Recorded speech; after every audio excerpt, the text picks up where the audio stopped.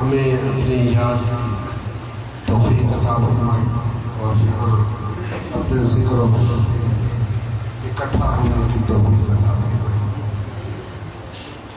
لاکھوں کروڑوں درود و سلام حضرت محمد مصطفیٰ صلی اللہ علیہ وآلہ وسلم کی ذات اقدس پر، جن کے طفیل مالک الملک نے یہ کرم نوازی فرمائی۔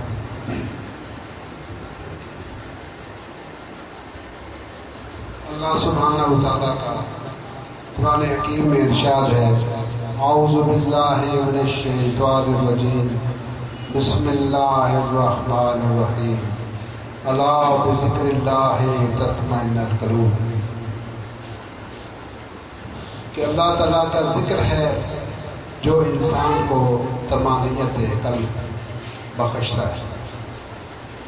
دنیا کی کوئی خوشی، کوئی آرائش، کوئی آسائش، کوئی سامان تعیش انسان کو سکون قلب نہیں دیتا۔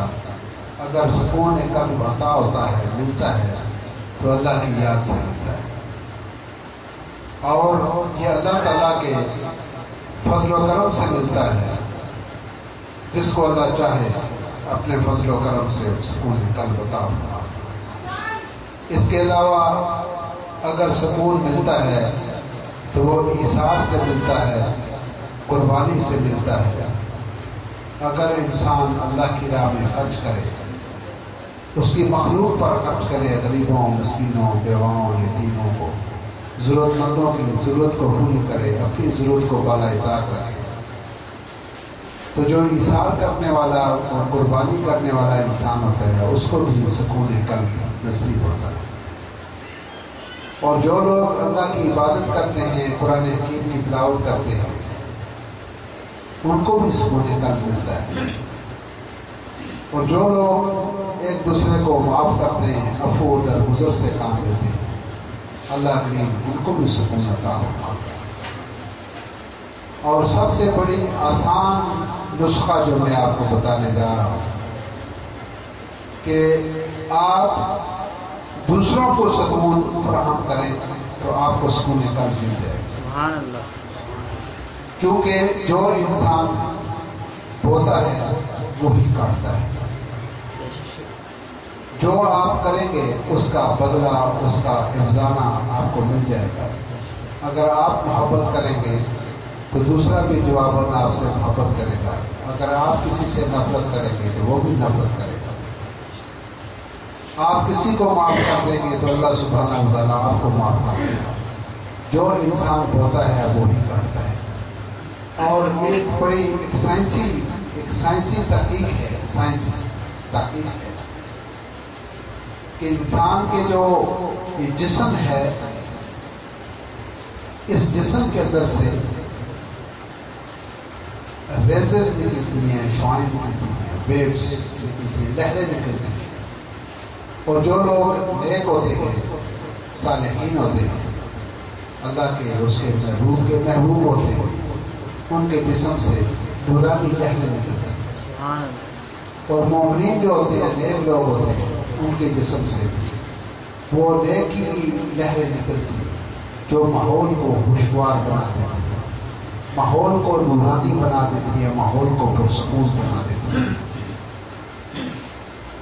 لہذا جو شخص ایسے نیک لوگوں کی صحبت اختیار کرتا ہے، ان کی محبت میں بیٹھتا ہے، تو اس کو بھی سکون قلب نصیب ہو جائے گا۔ آپ نے دیکھا ہوگا کہ آپ کبھی کسی مزار پہ جائیں، کسی درگاہ پہ جائیں، تو وہاں آپ کو سکون نصیب ہوتا ہے۔ مسجد میں جائیں، اللہ کے گھر میں جائیں، وہاں بیٹھنے سے بھی سکون قلب ہے۔ اور جہاں پر بد کردار لوگ ہوتے ہیں، وہاں پر جب انسان جا کے بیٹھتا ہے تو ان کے جسم سے، کیونکہ وہ لہریں نکلتی ہیں جو اس ماحول کو گندا کر دیتی ہیں، اور وہاں کی فضا کے اندر گھٹن پیدا ہو جاتی ہے، انسان وہاں بیٹھ نہیں سکتا۔ وہ چاہتا ہے کون سا وقت ہو میں یہاں سے اٹھ کے بھاگوں، یہاں سے اٹھ کے جاؤں، کیونکہ وہاں سکون نہیں ہوتا۔ اور چونکہ جہاں پر اولیاء اللہ کے مزارات ہوتے ہیں، اللہ کے ولیوں کی درگاہیں ہوتی ہیں، وہاں پر تلاوت کلام پاک ہوتی رہتی ہے، درود و سلام پیش کیا جاتا رہتا ہے، اور جو ولی وہاں پر بیٹھے تھے کبھی 50 سال 100 سال 60 سال اللہ کا ذکر کرتے رہے، اور وہ ذکر و فکر کی محبت کو سجا کے بیٹھ گئے، تو جہاں پر بھی اللہ کا ذکر ہوتا ہے وہاں نورانی مخلوق آتی ہے، فرشتے نازل آتے ہیں۔ تو جہاں پر ایک دفعہ اللہ سبحانہ و تعالیٰ کی رحمت کا نزول ہو جائے تو قیامت تک وہ نزول ہوتا ہی رہتا ہے، وہاں پر وہ نزول ختم نہیں ہوتا، وہاں پر وہ قیامت تک وہ نزول میں رحمت جاری رہتا ہے۔ تو جو لوگ اس مقام پر جاتے ہیں ان کو سکون قلب مل جاتا ہے۔ خاموش اگر بیٹھے رہیں کچھ بھی نہ کریں، خاموش اگر بیٹھے رہیں کچھ لمحات تو خاموش بیٹھنے سے بھی سکون مل جاتا ہے۔ تو جو اللہ کے ولیوں کی محفل میں بیٹھنے سے بھی انسان کو سکون مل جاتا ہے۔ تو اگر کسی بازار پہ دربار پہ بیٹھ کے اگر ساتھ ساتھ اللہ کا ذکر بھی کیا جائے تو پھر تو بات ہی ڈبل ہو جاتی ہے، دو چار ہو جاتی ہے، کیونکہ ایک تو وہاں پر پہلے سے ایک نورانی اور روحانی ماحول بنا ہوا ہے۔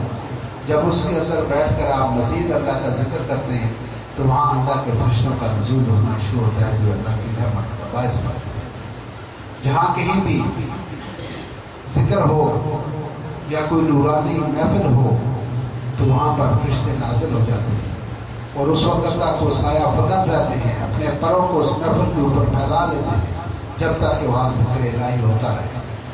تو جس وقت وہ ذکر کی محفل ختم ہوتی ہے، اجتماعی دعا ہوتی ہے، تو اس وقت بھی وہ فرشتے وہاں کھڑے ہوتے ہیں اور اس محفل کے اختتام کے بعد وہ اللہ کی بارگاہ میں چلے جاتے ہیں۔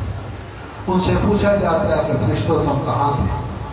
تو اللہ کی بارگاہ میں عرض کرتے ہیں کہ مولا کریم ہم محمود آباد میں فلاں آستانے پر فلاں دربار پر تیرے نام کا ذکر ہو رہا تھا اور ہم وہاں سایہ فکن تھے، اور وہ لوگ یہ دعائیں مانگ رہے تھے۔ اللہ سبحانہ و تعالیٰ کا ارشاد ہوتا ہے کہ فرشتوں تم گواہ رہنا کہ میں نے ان تمام لوگوں کو معاف کر دیا اور ان کی مرادیں میں نے پوری کر دی۔ تو اللہ سبحانہ و تعالیٰ ہر شخص کو اپنا ذکر و فکر بلند کرنے کی توفیق عطا فرمائے، اور جس وقت اللہ کا ذکر کریں تو بڑی انہماک سے اور بڑی توجہ کے ساتھ اور پوری توجہ جو ہے انسان کی وہ اللہ کے ذکر پر ہو۔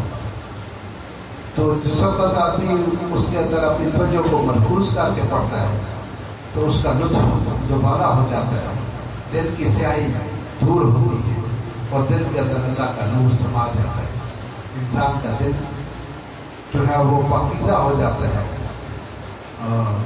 انسان کے دل کا تزکیہ ہو جاتا ہے۔ تو ذکر الہی تزکیہ نفس کے لیے انتہائی ضروری ہے۔ آپ کسی بھی ولی کی بارگاہ میں جائیں گے تو آپ کو اللہ کا ذکر کرنے کی وہ تلقین کرے گا کہ آپ اللہ کا ذکر کریں۔ یہ ذکر وہ واحد ذریعہ ہے جس سے نہ صرف سکون قلب ملتا ہے بلکہ انسان کا تزکیہ نفس بھی ہو جاتا ہے۔